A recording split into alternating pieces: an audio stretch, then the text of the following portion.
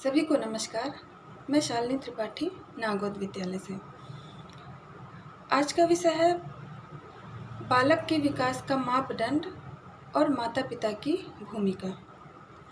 सभी माता पिता की आज एक ही समस्या सर्वत्र दिखाई देती है कि हमारा बालक हमारी सुनता नहीं है, बहुत जिद्दी है, चिड़चिड़ा हो गया है, और ऐसा कहकर आज के युग को दोष देते हैं, जबकि वे ये नहीं जानते कि उनके द्वारा ही उनके बालकों का ऐसा निर्माण हो रहा है।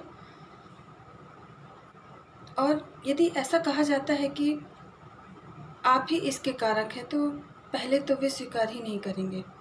उल्टा कहेंगे कि हम तो बहुत अच्छी तरह से अपने बालक को पालते हैं। आज की स्थिति यह है कि माता पिता अपने बालक का विकास तो चाहते हैं, परंतु वह होता कैसे है यह नहीं जानते।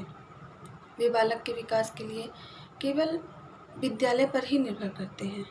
सत्य तो यह है कि इस युग में विकास घर पर ही संभव है। इसके पूर्व विकास का अर्थ क्या है यह जानना अत्यंत आवश्यक है। समझने के बाद उसका व्यवहार में उपयोग करें तो सही विकास होता है। विकास शब्द का अर्थ बहुत व्यापक है। कुछ लोग इसे बुद्धि या बढ़ोतरी मानते हैं, जबकि ऐसा नहीं है। सच्चे अर्थों में यदि देखा जाए तो विकास का अर्थ है क्षमताओं में वृद्धि, कुशलता प्राप्त करना एवं आत्मनिर्भरता की प्राप्ति, अर्थात शारीरिक, प्राणिक, मानसिक, बौद्धिक एवं आध्यात्मिक विकास ही बालक का सर्वांगीण विकास है। हर देश में विकास की संकल्पना अलग अलग होती है। देश के जीवन दर्शन के अनुसार संकल्पना भिन्न है। अपने बालक के विकास की कल्पना करना है तो भारतीय जीवन दर्शन के अनुसार करना चाहिए। भारतीय जीवन दर्शन के अनुसार व्यक्तित्व के विकास का अर्थ है समग्र विकास, अर्थात सर्वांगीण विकास, जिसके अनुसार शारीरिक विकास यानी अन्नमय कोश, प्राणिक विकास यानी प्राणमय कोश, मानसिक विकास यानी मनोमय कोश, बौद्धिक विकास यानी विज्ञानमय कोश और आध्यात्मिक विकास यानी आनंदमय कोश का विकास है। अर्थात व्यक्ति का विकास पंचकोशात्मक है। जन्म के बाद सर्वप्रथम शारीरिक विकास दिखाई देता है। इस शारीरिक विकास के आयाम इस प्रकार हैं, जैसे बुद्धि। जब शिशु माता के गर्भाशय में आता है तब वह बीज रूप में ही होता है। शरीर के कोई भी अवयव बने नहीं होते, परंतु जिस प्रकार बट वृक्ष के बीज में पूरा बट वृक्ष समाया रहता है, उसी प्रकार गर्भाशय में स्थित बीज में भी पूरा मानव शरीर समाया हुआ होता है। जन्म के समय शरीर बहुत छोटा दिखाई देता है।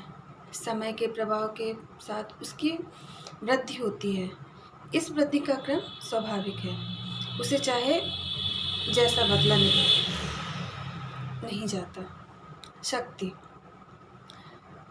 शरीर काम करता है, उसे काम करने के लिए ताकत चाहिए, शक्ति चाहिए। मांसपेशियाँ, रक्त, हड्डियाँ, ज्ञान तंतु आदि बलवान होने से शरीर अच्छी तरह से काम कर सकता है।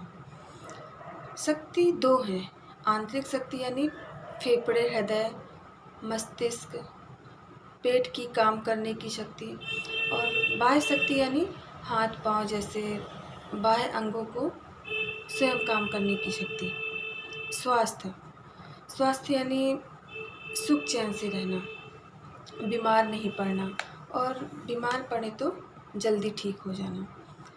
शरीर तेजस्वी और क्रांतिमय होना, हमेशा प्रसन्न रहना, आंखें चमकीली होना, चेहरा हंसता होना, चैन की नींद आना, खुल के रोना, हंसना आदि के द्वारा ही स्वास्थ्य व्यक्त होता है।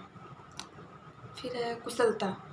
यह विकास का महत्वपूर्ण अंग है। इससे शरीर स्वस्थ, सुंदर और बलवान बनता है तथा विभिन्न कुशलताओं का विकास होता है। हमारी 5 ज्ञानेंद्रियां हैं: आँख, कान, नाक,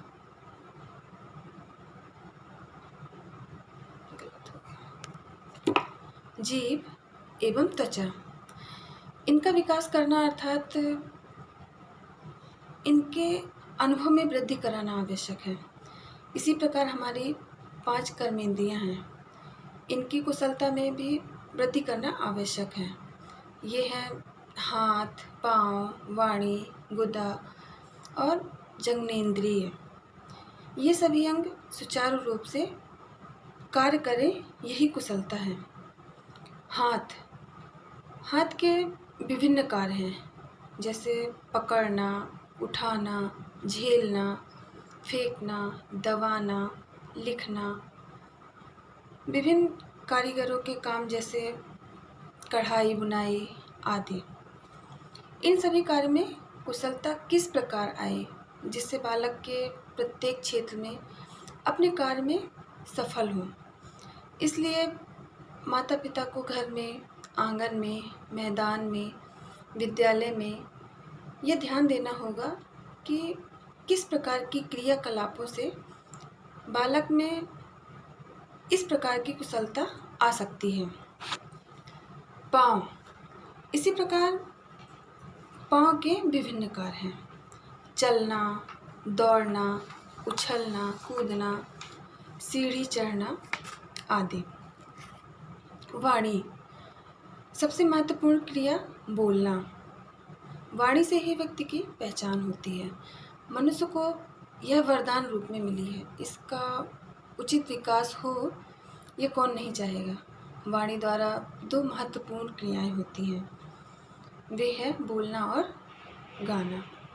कैसे बोलना, यह आज किसी की चिंता का विषय नहीं है, जबकि शुद्ध स्पष्ट उच्चारण व्यक्तित्व विकास के लिए आवश्यक है।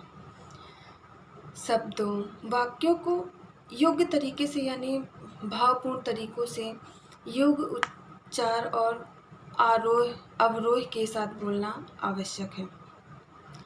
आज हमारे बालक कुछ भी कैसे भी बोलते हैं। माता पिता को बुरा तो लगता है कि ये ठीक नहीं बोल रहे, लेकिन उन्हें भी इसका ज्ञान नहीं होता कि ये गलती उनसे कहाँ हुई। बचपन से ही बालक में शुद्ध बोलना, उसे शुद्ध स्पष्ट वाणी सुनाना, इसका ध्यान रखें तो बालक तो अनुकरण प्रिय होता है। जैसा सुनता है वैसा बोलता है। इसी प्रकार आज संगीत के प्रति दृष्टिकोण नहीं है। कैसे भी गीत गाना गायन नहीं कहलाता। स्वर, ताल, लय में वाणी को बांधना ही गायन है। इसका अर्थ यह नहीं है कि बचपन से ही बालक को सारे गामा सिखाएं, ताल किसे कहते हैं ये सिखाएं, या इस गीत में कौन सा राग है वह बताने की आवश्यकता है। आवश्यकता है तो बचपन से ही बालक को मधुर गीत सुनाने की। सुनते सुनते ही वह स्वयं अनुभव के माध्यम से ही सीखता है।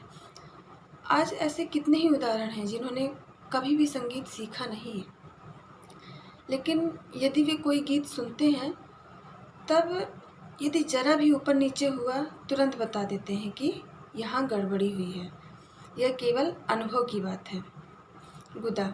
छोटे बालक के लिए शौच क्रिया स्वयं कर पाना शुरू में संभव नहीं होता। 2.5-3 साल के बाद वह स्वयं कर पाता है। शौच के साथ बैठने की स्थिति और शौच के पश्चात सफाई आदि उसे स्वयं करना है। 2.5-3 साल का शिशु ज़्यादा भारी खुराक नहीं खा सकता, लेकिन बार बार खाने की उसकी क्षमता होती है। बुद्धि शक्ति और स्वास्थ्य के लिए भोजन, नींद, व्यायाम और शिशु के वस्त्रों की ओर ध्यान देने की आवश्यकता है। 2.5-3 साल का बच्चा खड़ा रह सकता है, चल सकता है, सीढ़ी चढ़ता तथा उतरता है, कूद सकता है, ऊपर से नीचे कूद सकता है। 4 वर्ष का शिशु सिखाने से पानी में तैर सकता है, साहस कर सकता है, खुद के वजन बराबर की चीज़ों को उठा सकता है, चीज़ों को पकड़कर फेंक सकता है, झेल सकता है। उसके दांत कठोर चीज़ को चबा नहीं सकते, शुद्ध उच्चारण कर सकता है, छोटे छोटे वाक्यों को बोल सकता है। यदि उसे स्पष्ट तरीके से सिखाया नहीं गया तो वह जीवन भर वैसा ही बोलेगा। इसलिए शिशु को शुद्ध स्पष्ट उच्चारण के साथ बोलना सिखाना आवश्यक है। कितने ही लोगों को हम देखते हैं कि भले ही उनकी आयु कितनी भी हो, कितने ही ऊंचे पद पर क्यों ना हो, कुछ शब्द वे स्पष्ट बोल नहीं पाते हैं। धन्यवाद। जय शिशु वाटिका।